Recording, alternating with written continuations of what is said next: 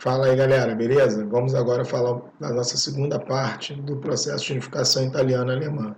Dessa vez a gente vai falar um pouquinho sobre o processo de unificação alemã propriamente dito. Quando a gente fala sobre o processo de unificação da Alemanha, a gente está fazendo relação diretamente ao processo de unificação da Confederação Germânica. Tá? Então, você tinha a Confederação Germânica formada por cerca de 38 estados que tinham uma tradição cultural comum, o tronco linguístico germânico. A região mais importante dessa Confederação Germânica era o Reino da Prússia. O Reino da Prússia vai ter como dois grandes articuladores do processo de unificação Guilherme da Prússia, o rei da Prússia, e o seu conselheiro a partir da década de 60, Otto von Bismarck. Tá? Preste atenção nesse chapéuzinho pontudo, que toda vez que vão fazer menção à Alemanha que estava se formando nesse momento, normalmente faz destaque a esse chapéu militar da Prússia, que vai ficar aí como um grande ícone desse processo de unificação da Alemanha. Bom, esse processo de unificação da Alemanha, ele se difere um pouquinho do processo de unificação da Itália, porque a gente vai estar observando que o reino da Prússia ele vai buscar promover primeiro uma articulação econômica para depois fazer uma articulação política. Então, quando a gente volta aqui àquele mapinha que a gente estava vendo no começo, esse mapinha vai falar justamente sobre esse processo de unificação econômica. Então, a gente teve em 1834 o que ficou conhecido como Zollverein. O Zollverein era uma união aduaneira entre os 38 estados germânicos, que buscava integrar esses estados, facilitando a circulação de tecnologias e pessoas e mercadorias. E esses 38 estados vão estar ligados por quilômetros e quilômetros de ferrovias. Então, o que a gente observa é que essa unificação econômica era importante para que você tivesse um processo de padronização de desenvolvimento tecnológico de todos os estados germânicos. Isso vai ser muito importante para que, quando a Itália concluísse seu processo de unificação, ela saísse praticamente toda industrializada, um país muito mais uniforme do que aconteceu na Itália. Isso se dá por essas escolhas diferentes no processo de unificação. No caso da Itália, primeiro fez uma unificação política, para depois fazer uma unificação econômica. No caso da Alemanha, não. Primeiro foi feito um processo de unificação econômica, para depois fazer um processo de unificação política. Então, a partir de 1834, você passa a ter um desenvolvimento de outras regiões além da Prússia, que vai tornar a Confederação Germânica muito mais forte. Isso era importante, porque era necessário, para o processo de unificação acontecer, primeiro você promover a independência da Confederação Germânica em relação ao Império Austro-Húngaro, para depois você pensar no processo de unificação. A gente observa que essa questão do ideário germânico, ele ganha muito mais força quando Bismarck passa a ser contratado como conselheiro do rei Guilherme da Prússia. E Bismarck começa a articular meios para que você tivesse o avanço, o crescimento das ideias germânicas, esse sentimento de pertencimento a uma cultura que, compartilhada por todos aqueles estados, compunham um único povo. Essa era a ideia, o povo alemão. E esse processo de unificação territorial e identificação nacionalista, o Bismarck começou a articular junto com o Guilherme da Prússia em 1864, com a Guerra dos Ducados. De acordo com Otto von Bismarck, existiam ducados que existiam na Dinamarca, que não deveriam estar na Dinamarca, e sim deveriam estar na Confederação Germânica.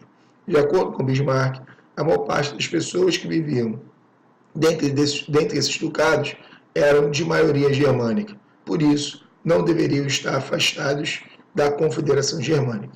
Nesse primeiro momento, por mais que possa parecer estranho, o Bismarck buscou uma articulação de aliança com a Prússia, de aliança com o Império Austro-Húngaro. Qual era o objetivo dele com isso? Buscar a força que o Império Austro-Húngaro tinha para conseguir tomar essas terras que estavam vinculadas à Dinamarca. E por que o Império Austro-Húngaro faria isso? Faria isso porque parte das terras seria dada ao Império Austro-Húngaro e a outra parte ficaria com o Reino da Prússia. Dessa forma, o Otto von Bismarck, aliado com o Império Austro-Húngaro, derrotou rapidamente a Dinamarca, que perdeu parte do seu território para esse processo de unificação que começava a se desenhar. O Otto von Bismarck, nessa mesma década de 1860, ele vai articular uma forma de modernizar o exército da Prússia e, consequentemente, da região germânica. Ele vai buscar recursos junto aos latifundiários e convencer a burguesia industrial alemã a converter suas indústrias para a produção de armas. E quem seria o consumidor dessas armas seria o próprio Estado prussiano. Dessa forma, o Bismarck buscava modernizar o exército prussiano e dos outros estados germânicos para uma guerra maior que ele tinha que enfrentar. Se no primeiro momento ele estava aliado do Império Austro-Húngaro, logo ele precisaria enfrentar o Império Austro-Húngaro. E essa modernização fazia-se fundamental, visto que o Império Austro-Húngaro era uma das maiores potências da época. Era um império multicultural gigantesco e para derrotá-los, só tendo uma força militar considerável. Então, convencendo aos latifundiários alemães a liberarem grana e a burguesia industrial a converter suas indústrias, a Alemanha vai desenvolver a sua industrialização baseada no uso do carvão mineral como fonte de energia e o desenvolvimento das duas principais indústrias alemãs do período. A indústria de base, aquela que produz matéria-prima para abastecer as outras indústrias, e a indústria bélica, para produzir armas modernas e tornar-se possível a vitória da Confederação Germânica sobre o Império Austro-Húngaro. Isso vai acontecer na Guerra das 7 Semanas. Não sei se você lembra, mas quando a gente estava falando da unificação italiana, a gente observou que essa guerra para a Itália representou a independência da República da Veneza, que foi ingressada, a partir daí, no Reino da Itália. Aqui, a Guerra das 7 Semanas, ela representa a independência da Confederação Germânica. Por que representa para os dois? Porque em 1866, tanto o Reino da Itália quanto a Confederação Germânica lutaram contra o Império Austro-Húngaro na Guerra das 7 Semanas. E após 7 semanas, a Confederação Germânica estava independente do Império Austro-Húngaro. Só existia um problema. Estar independente do Império Austro-Húngaro não quer dizer que você estivesse unificado. Existiam alguns estados que não tinham interesse em fazer o processo de unificação que era proposto pela Prússia. E mais do que isso, o Império Francês, ele vê o surgimento desse novo país como uma ameaça. Primeiro, porque estaria nas suas fronteiras. Segundo, porque nascia um país forte. E terceiro, existia um grau de parentesco próximo entre a monarquia prussiana e a monarquia espanhola, que fica na fronteira ocidental da França. E Napoleão III, ele temia que o surgimento da Alemanha como um forte país pudesse gerar problemas para o Império Francês. Por isso ele tenta impedir que isso acontecesse. Assim como ele também tenta impedir que a família próxima, a família real prussiana, assumisse o controle da Espanha. Bom, Guilherme da Prússia, ele não via com bons olhos uma nova guerra naquele momento. Entretanto, Otto von Bismarck via como fundamental uma guerra contra um inimigo externo para que você pudesse fazer que os 38 estados independentes que compõem a Confederação Germânica concordassem em formar um único país liderados pela Prússia. Então, Otto von Bismarck, mesmo sem autorização do Guilherme da Prússia, vai estar enviando uma carta para o Napoleão, afrontando a França, apontando que se a França não parasse de intervir em causas germânicas, a Prússia seria obrigada a declarar guerra à França. Como o Bonaparte não era de levar desaforo para casa, ele faz a declaração de guerra primeiro. E quando Napoleão III declara a guerra à Prússia, o ideário germânico fala muito alto. Então todos os estados germânicos se juntam à Prússia para derrotar a França. Nesse momento, a gente tem a articulação que transforma os 38 estados em um único. A ideia do Bismarck deu certo. E na guerra franco-prussiana, a Prússia, juntamente com os outros estados germânicos, vai detonar o exército francês. A França vai ter uma derrota vexaminosa, aonde? Na Batalha de Sedan, em solo francês. Praticamente todo o exército francês foi feito refém, inclusive Napoleão III, que rendido, abdicou do trono, gerando um caos político na França. Nesse momento, sem o imperador, a França vai restaurar a ideia republicana, liderada por Adolphe Thiers. Porém, os trabalhadores, percebendo a fragilidade do país, resolveram tomar o controle da capital. Então você passa a ter dois governos na França. Um governo chamado de Comuna de Paris, liderado pelos trabalhadores na capital, e um outro governo liderado pela burguesia e pela Adolphe Thiers, formando a Terceira República Francesa. E o exército da França, preso em Sedan, sob controle da Alemanha que surgia naquele momento. Caso a gente já pode falar de Alemanha? Pode, porque os outros estados já estão convencidos de que eles, juntamente com a Prússia, não formam 38 estados e sim um único país.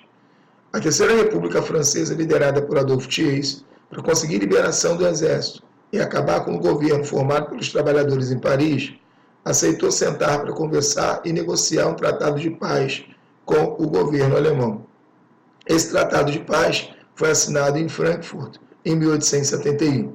E o tratado de Frankfurt, ele fazia algumas exigências grandes para que o exército francês fosse liberado pelo exército alemão. Que exigências eram essas? A Alemanha exigia, primeiramente, uma indenização monetária pelos gastos que foram feitos na guerra. A Alemanha também exigia territórios franceses ricos em carvão mineral, os territórios de Alsácia-Lorena, que vão ser anexados pela Alemanha. E a Alemanha também exigiu que Guilherme da Prússia fosse coroado Guilherme da Alemanha, fundando o Segundo Reich, aonde? No Palácio de Versalhes, principal palácio político francês. Apesar das exigências serem muito grandes e até mesmo humilhantes, a França, a Terceira República Francesa, ela teve que aceitar o acordo para conseguir restaurar a ordem no país. Aceitaram o acordo, conseguiram derrotar a Comuna de Paris, a República Francesa se restaura, que existe até hoje, diga-se de passagem, mas o sentimento de revanche da França em relação à Alemanha ficou muito forte.